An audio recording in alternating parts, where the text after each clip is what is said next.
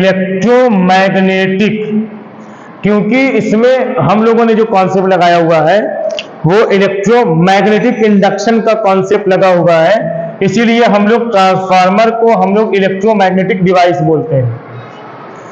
Electromagnetic device बोलते हैं। क्या होता है ट्रांसफार्मर?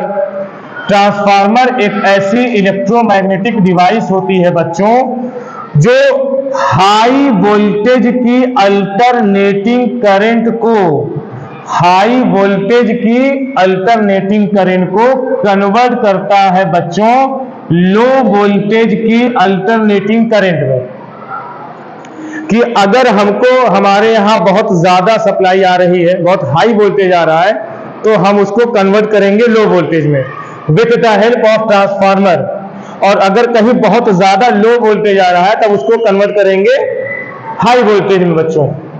मतलब ये हुआ कि हाई वोल्टेज को लो वोल्टेज में कन्वर्ट किया जाता है और साथ साथ लो वोल्टेज को हम लोग क्या करते हैं बच्चों, हाई वोल्टेज में कन्वर्ट करते हैं।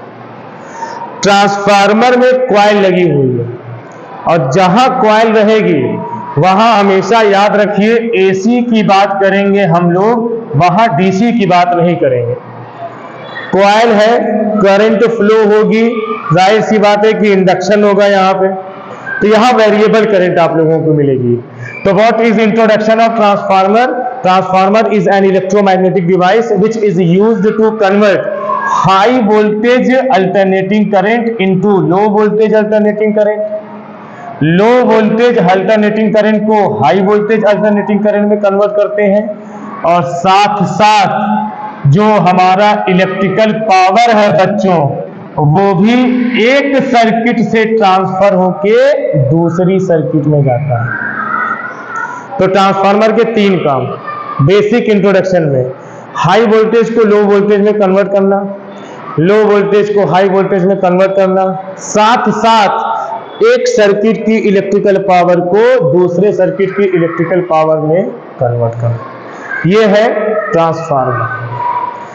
अब ट्रांसफार्मर को जो बनाया गया था बच्चों, ट्रांसफार्मर